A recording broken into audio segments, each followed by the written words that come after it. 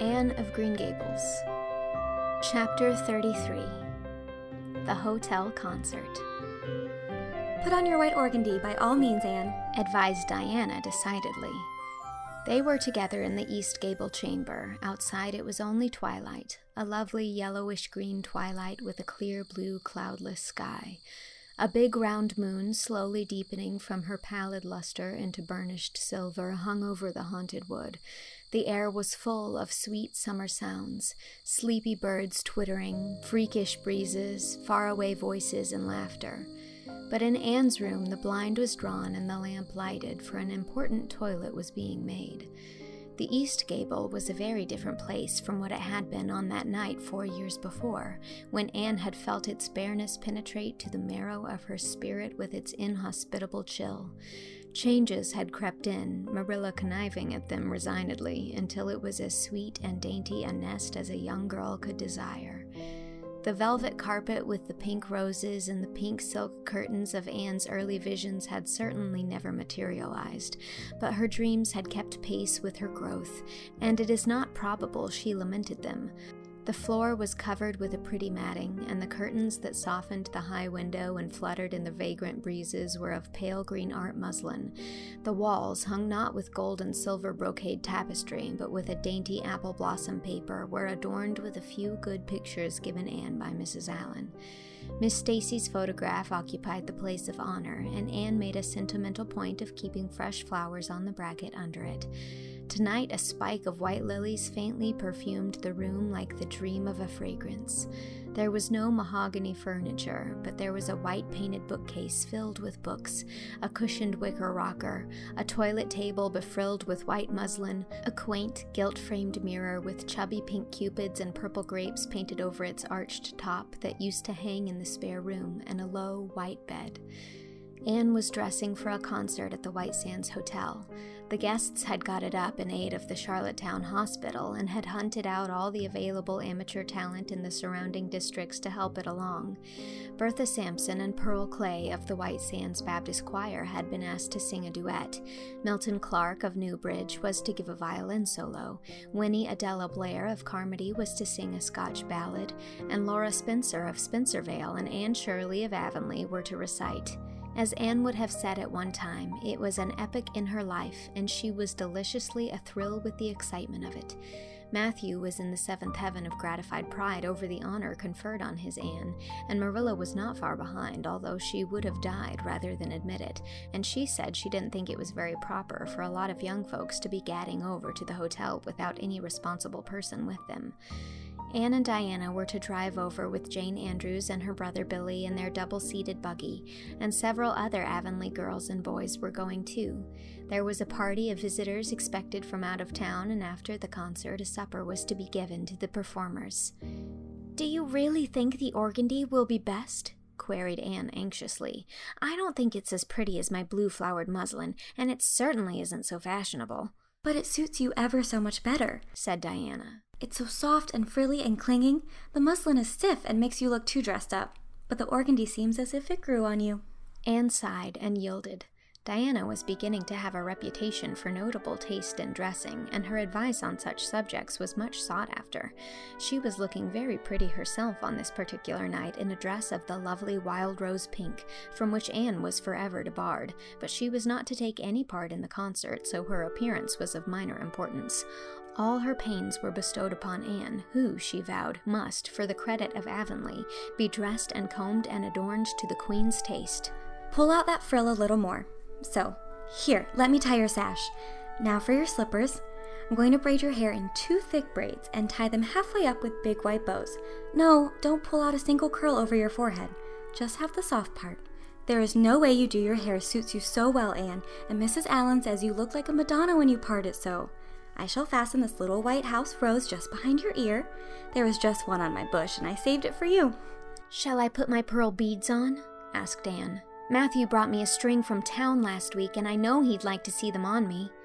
Diana pursed up her lips, put her black head on one side critically, and finally pronounced in favor of the beads, which were thereupon tied around Anne's slim milk-white throat. "There's something so stylish about you, Anne," said Diana with unenvious admiration. "You hold your head with such an air. I suppose it's your figure. I am just a dumpling. I've always been afraid of it, and now I know it is so. Well, I suppose I shall just have to resign myself to it. But you have such dimples, said Anne, smiling affectionately into the pretty, vivacious face so near her own. Lovely dimples, like little dents in cream. I have given up all hope of dimples. My dimple dream will never come true, but so many of my dreams have that I mustn't complain. Am I all ready now? All ready, assured Diana, as Marilla appeared in the doorway, a gaunt figure with grayer hair than of yore and no fewer angles, but with a much softer face. Come right in and look at our elocutionist, Marilla. Doesn't she look lovely? Marilla emitted a sound between a sniff and a grunt. She looks neat and proper. I like that way of fixing her hair. But I expect she'll ruin that dress driving over there in the dust and dew with it, and it looks most too thin for these damp nights. Organdy's the most unserviceable stuff in the world, anyhow, and I told Matthew so when he got it. But there is no use in saying anything to Matthew nowadays.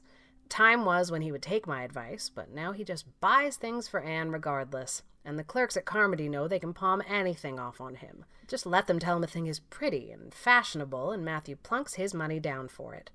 Mind you keep your skirt clear of the wheel, Anne, and put your warm jacket on.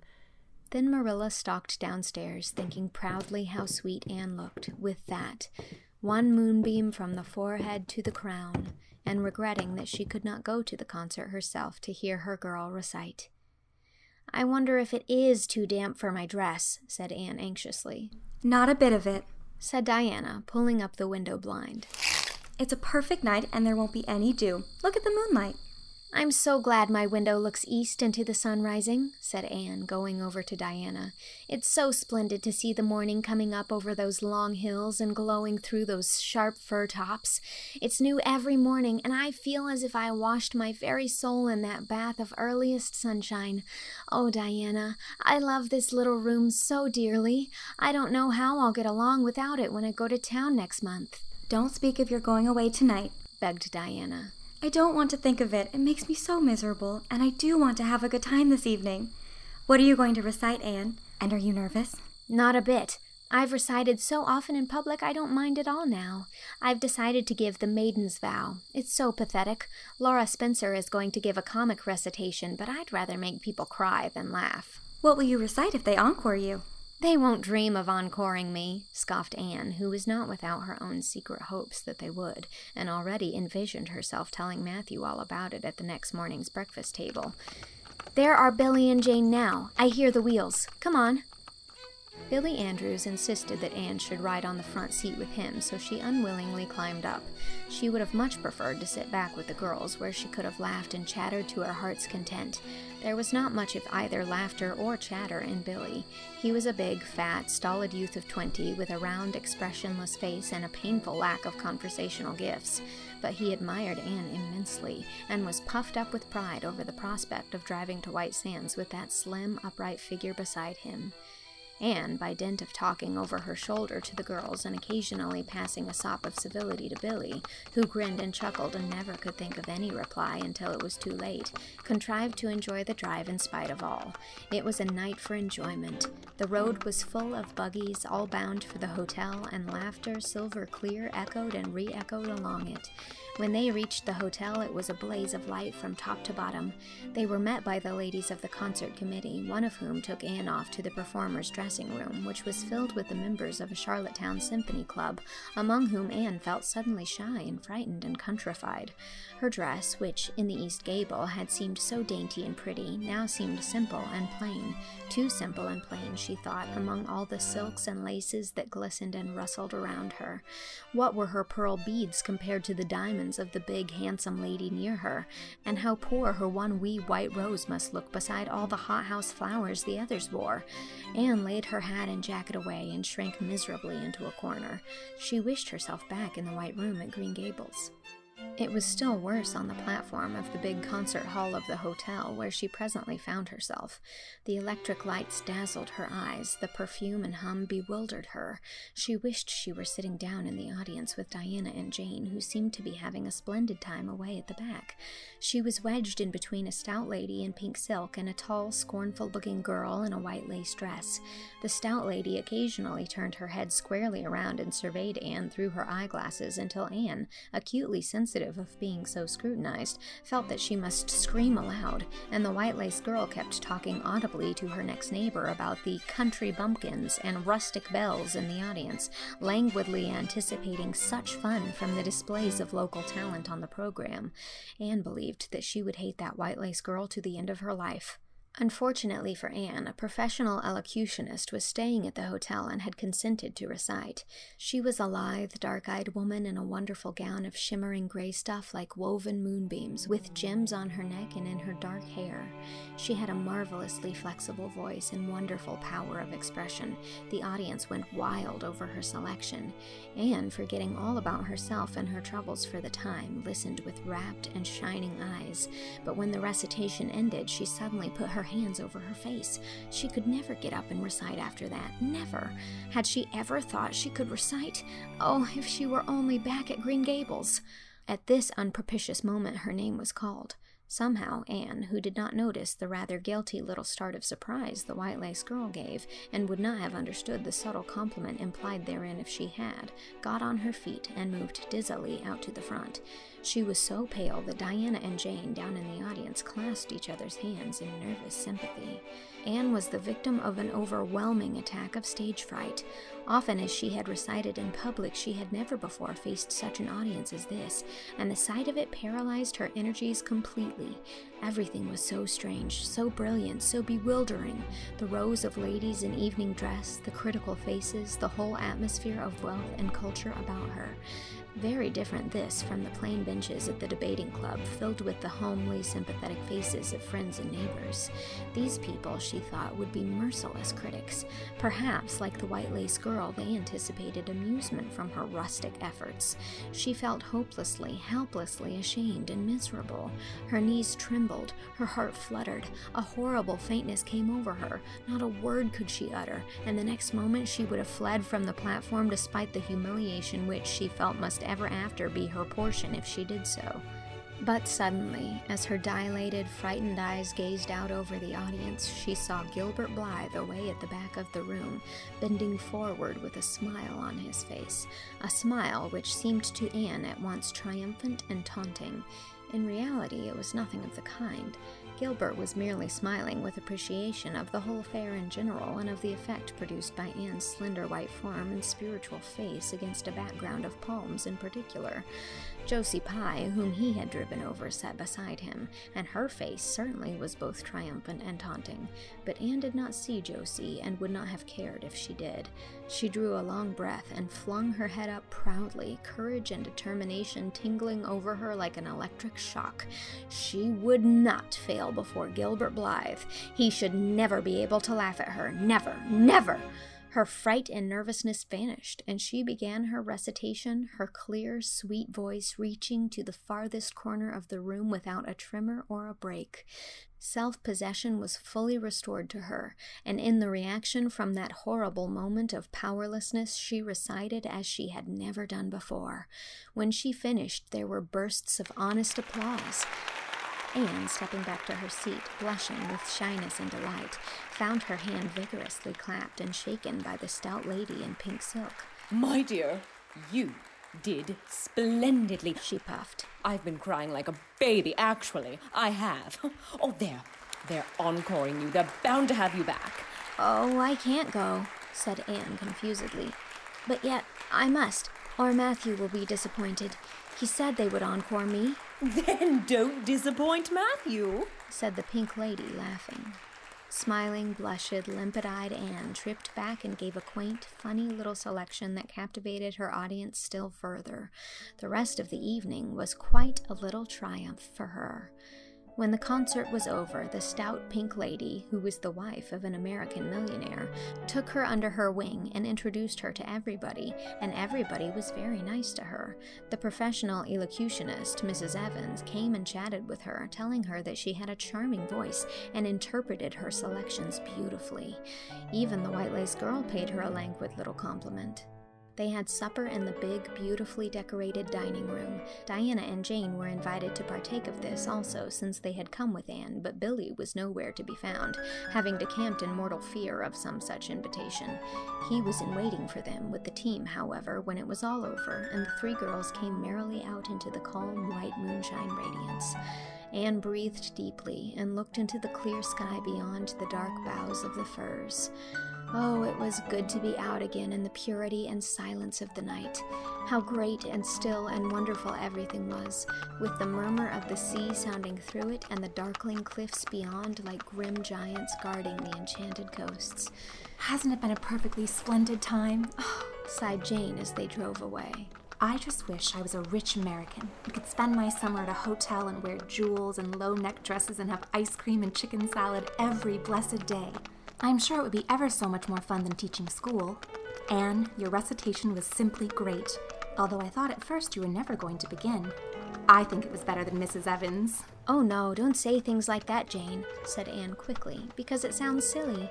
It couldn't be better than Mrs. Evans, you know, for she is a professional and I'm only a schoolgirl with a little knack of reciting. I'm quite satisfied if the people just liked mine pretty well. I have a compliment for you, Anne, said Diana. At least, I think it must be a compliment because of the tone he said it in. Part of it was, anyhow. There was an American sitting behind Jane and me, such a romantic-looking man, with coal black hair and eyes. Josie Pye says he is a distinguished artist, and that her mother's cousin in Boston is married to a man that used to go to school with him. Well, we heard him say, didn't we, Jane? Who's that girl on the platform with the splendid Titian hair? She has a face I should like to paint. There now, Anne. What does Titian hair mean? Being interpreted, it means plain red, I guess, laughed Anne. Titian was a very famous artist who liked to paint red-haired women. Did you see all the diamonds those ladies wore? Sighed Jane. They were simply dazzling.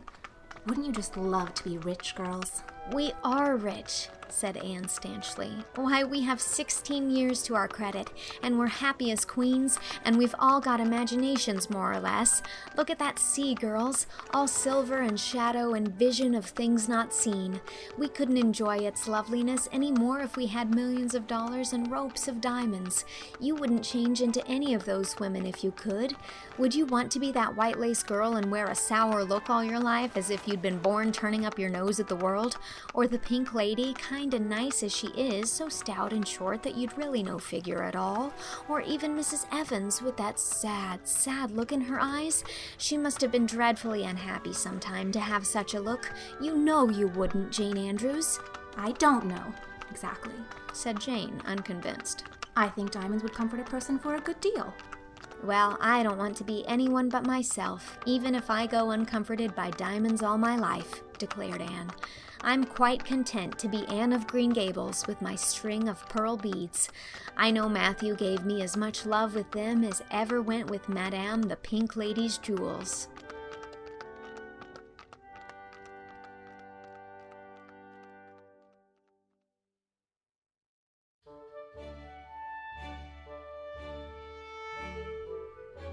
That was Chapter 33 of Anne of Green Gables.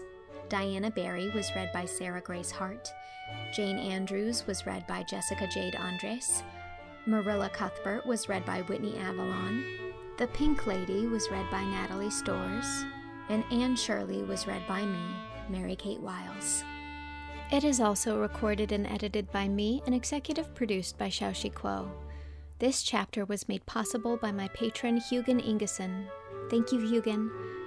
This project is funded entirely through my Patreon, where you can join at any level and receive the rest of this book, as well as the first 13 chapters of the next book in the series, Anne of Avonlea. And patrons at the $50 level are getting chapters of the third book in the series, Anne of the Island, as well as a shout-out in an episode. If you'd like to join my Patreon community, head on over to patreon.com/mkwiles, and thank you so much for the support, and thanks for listening. Chapter 34 will be coming next week.